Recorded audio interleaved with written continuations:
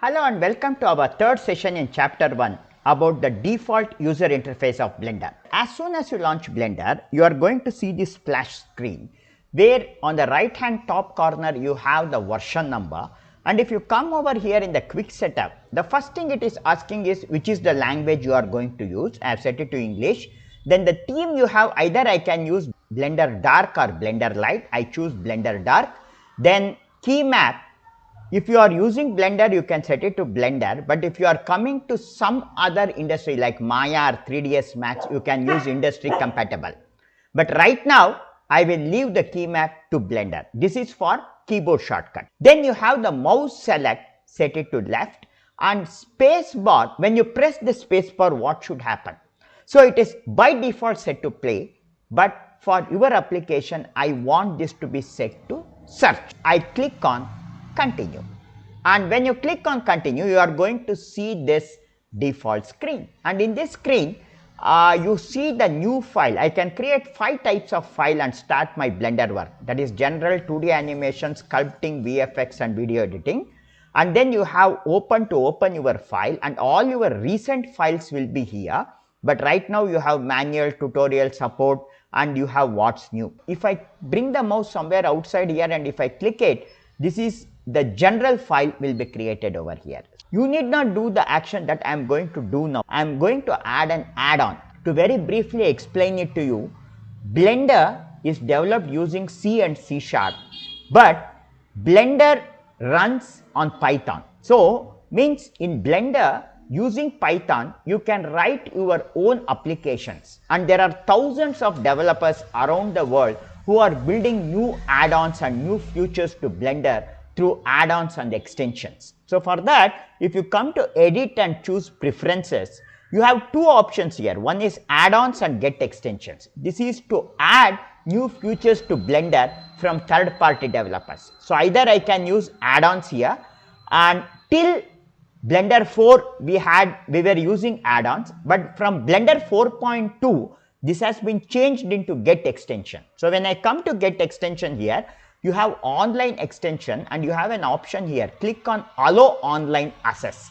So when I click on allow online access, all the online available extensions are, you can see it here. And right now I will come to search here, and I am going to search for an extension called Screencast Keys, and I am going to click on the install button. So when I click on the install button, this will be downloaded and installed. So if I open this, you can see this has been installed. I will come on the right hand side here and choose view details, and then in view details see that the Screencast Keys is enabled, and also enable this option enable on startup. Now I will close this. Now where do we find this add-on?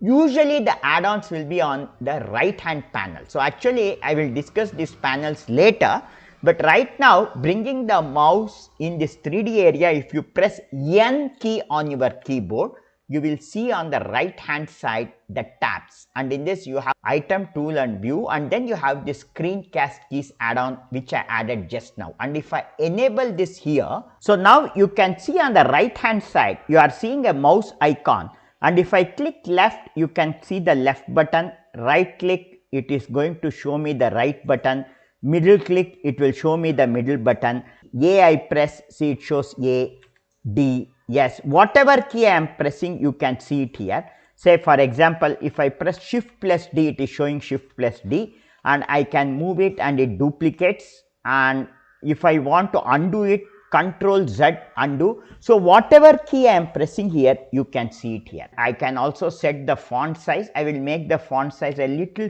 thicker. I will make it 18. So and also I will increase the line thickness to 2. See, and I doesn't want this show last operator. I disable it. So now whatever key I am pressing, you can see. Just like for an artist, when he does the painting, he needs brushes, he needs paints, he needs the board, he needs the artboards, so he needs pencils. So how he is going to arrange everything in shelves and starts working on the table. So similarly for a 3D artist, you need various kinds of tools, and these tools are present in different shelves. And in Blender, there are thousands of tools available which are arranged in different shelves. So to give you an example, the very first time when you launch Blender, see, the main screen is divided into 5 parts. The first part is the top part where you have this object, this file, edit, render. So you are seeing this top view, no? This is the first part. This is the menu part. This is the first part or the first section. The second section is this 3D view. The 3D view that you are seeing over here, this is the second section. The third section is the outliner view that you are seeing here. This is the outliner view. The fourth section is the properties window that you are seeing here. And the fifth section is the timeline you are seeing at the bottom. Now I will first start with the top toolbar here. And in the top toolbar, the very first button you have this Blender icon. And if I click on this Blender icon, you can click here and show the splash screen. The splash screen will be visible. And apart from that, you have about Blender. Here you can see the version number if you want to see which version you are using. Right now I am using the latest 4.2.2 as of now. Then the next thing is, if I click somewhere it goes away, then you have install application template. These things I will cover it later.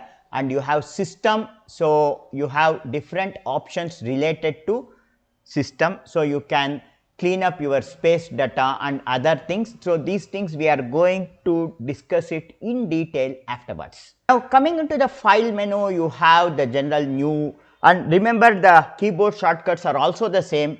Control plus N is new, Control plus O is open, Shift Control O is to open the recent one.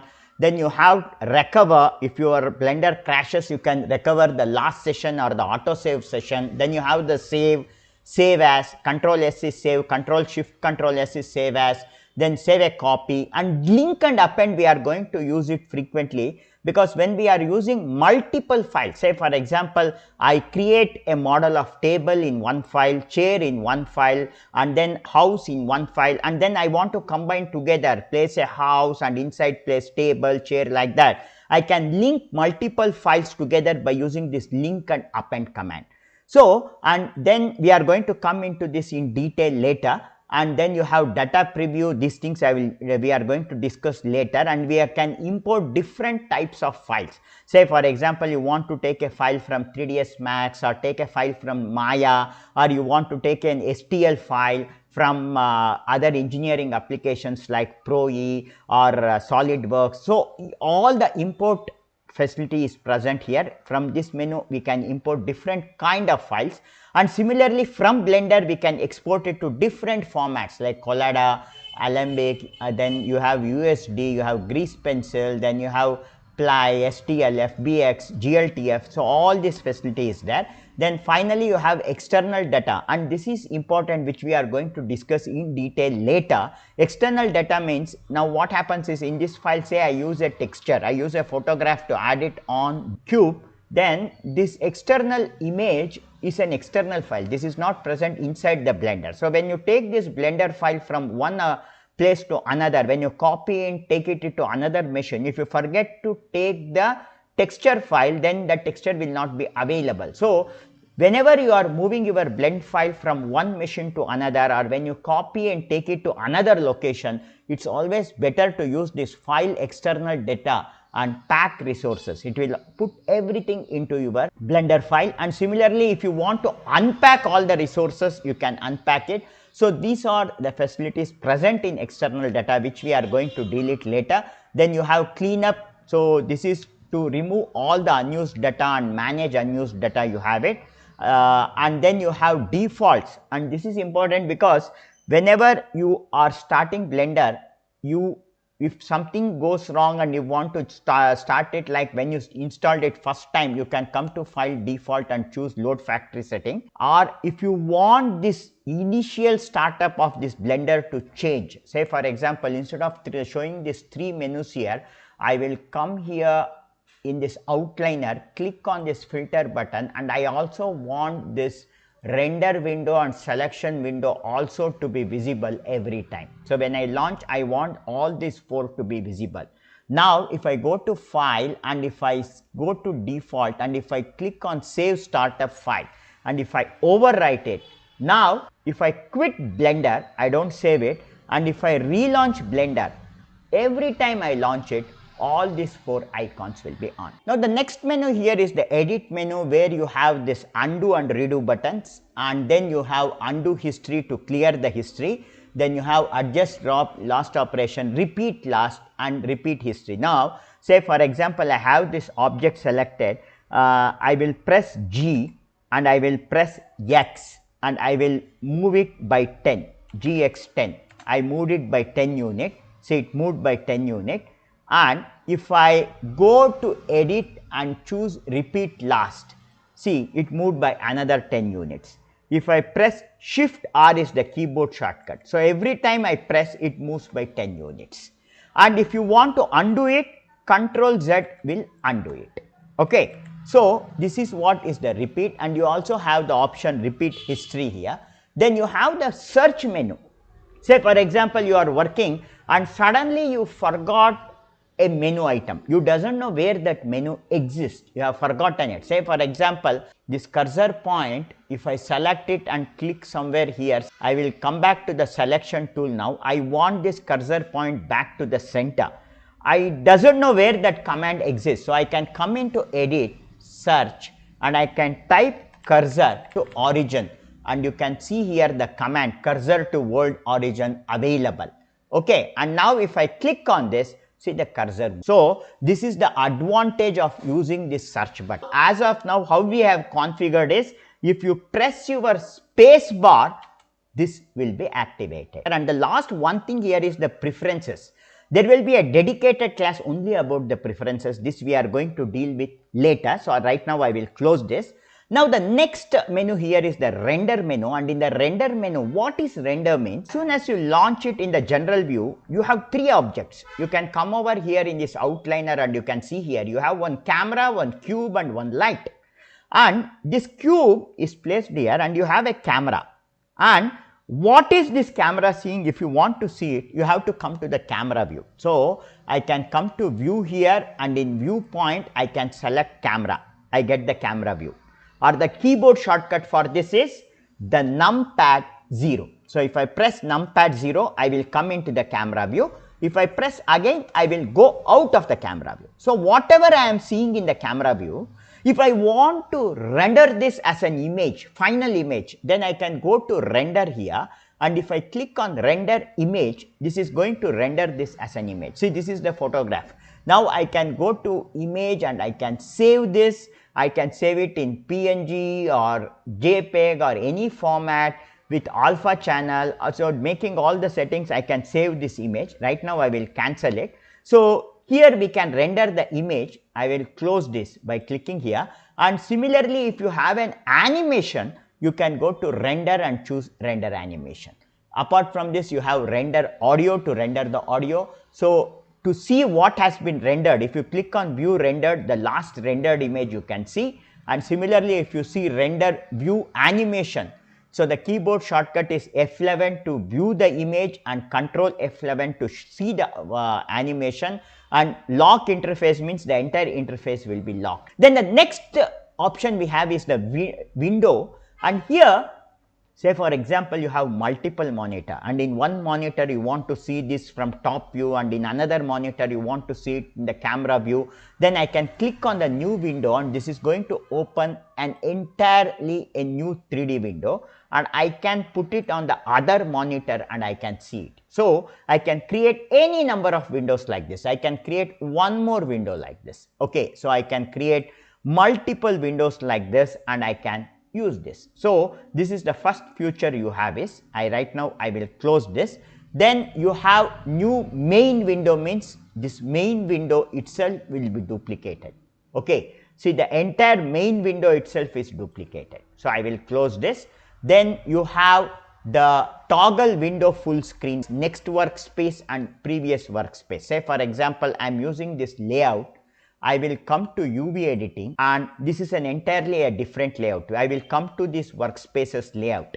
Now if I want to come back to the previous workspace, I can come to window, and if you press Control page down, page up means it is going to the previous workspace. See here on the top, page down it moves to the next workspace. See, I can move through this workspace by pressing Control up and Control down, and that is the option that is present over here. And you have show status bar. So if I disable this, you will not see the status bar at the bottom. So if I come to window and if I click on show status bar, at the bottom you can see here change frame, pan view, dope sheet. So you have a, and at the end you have the version number. So this is called as the status bar. And then one more option here in window you have is this save screenshot. So the thing is, when you click on save screenshot, whatever you are seeing here will be saved as a screenshot. I can save this as a file here. Say for example, you are doing and working on Blender and you have a doubt and you want to ask me what is the doubt, you can come over here, window, save screenshot, and you can WhatsApp me this screenshot and ask me what is the problem. I will come here, window, save screenshot, and if I click on this, this window screenshot will be taken. Finally, the fifth menu I have here is the help menu, where you can use the manual, release note, tutorial, support, user community. So this is for you to learn about this. And next to this, you have this layout, modeling, sculpting, UV editing, texture paint, and all these are called as workspaces. Say for example, layout is the default workspace. If you are doing modeling, then the workspace will be different. See, you have a greater area. Then sculpting, you have a different kind of workspace. Then UV editing, you have a different kind of workspace. Texture paint, you have a different kind of workspace. This is for shading, to add materials. Then this is for animation. This is for rendering. This is for compositing. This is for geometry nodes. This is for scripting. So actually, in Blender, you can type your own Python script and run it. I will show you this later. I will come back to the default layout workspace. If you move down, you have this timeline window. Timeline window, and timeline window is used for animation. See, this determines on the right hand side you have the range of your animation. Right now it is set from 1 to 250. So 1 to 250 means there are 250 frames, and if you want to calculate it as a time, it depends upon the number of frames per second. Say for example, if I come into the property window and in render, you have in this output section, you have frames per second. It is set to 24 frames per second as of now, means 240 frames means it will be 10 seconds. And this indicates the current frame. Current frame is now set to 1. So I can even set it to 20 like this. So I can change it like this. And say here you have play, rewind, previous keyframe, next keyframe, and starting and ending. The third panel we are going to discuss is this outliner view. Outliner view means all the object present in the scene will be available here. So on the root you have scene collection, and in scene collection you can create your own collections. These are like folders or a collection that holds a set of objects. And in our collection right now we have one camera object, cube object, and the light object. So this entire view we call it as the outliner view, and in the outliner view you have filters to enable different options. These things we will discuss it later. And then if you come over here, you have different views, view layer, scenes, blender file. So you have various options. These things we will discuss it later. Say for example, if I come into blender file here, inside the blender file, actually when you save a .blend file, when I save this file will be saved with an extension called .blend, and this is just like a zipped file. Just like a zip file, when you unzip it, you will have different folders and files. One blend file will have so many folders and so many contents inside this. Okay, so to view this content, unzipped version of your blend file, we use this blend file version. So these things we will discuss it later. I will come back to view layer now. Say for example, in this filter, so I have enabled 4 options here, that is select, view, viewport view, and render view. So I have enabled 4 options. I will come to my cube now, okay, and you have one eye icon here. if I switch on this, see in the view it disappeared, and if I click again it will appear. And you have another button here, so disable in viewport. So when I click on this also, in viewport it is not visible, but if I go to render and if I render the image, camera, it is visible. So enable this in the viewport. I will select this. See, I want to bring it to the center, means I will come to this item transform here. I will select XYZ, all the three value, and press 0. So it is exactly at the center. Now if I doesn't want this to move, I want its position to be locked, you have this icon. So if I click on this arrow, now I cannot select this and move at all. It is completely locked. So I can lock it. And apart from this, say for example, if I want to add another object, you have an add menu here. I will come to add and I am going to come to mesh and I am going to add one UV sphere. It is inside the cube now, it is not visible. You can see here, but in the view it is not visible. I will press G, X and I will move it slightly to the side now. And if I render this, you can see that you have two objects. Now here for this sphere, if I switch off this last button here, see now here it is visible, but when I render this, see now in render it will not be visible. So I can hide an object in render by clicking this. I can hide an object in viewport by clicking this. This is to hide the object here, and this is to lock. And finally we have this property section. So I am not going to go into this property section right now, because there will be a separate class where we will deal with this property section, because in property section you have so many tabs here. So tool you have render, you have output, you have layer, you have scene, you have world, you have object, modifier, particles, physics, constraint, data, then material, texture. So you have so many options here. So we are going to have a separate session understanding this. So in this session I have just given you an overview of the default interface Blender, and in our next section we are going to understand how we can customize this interface.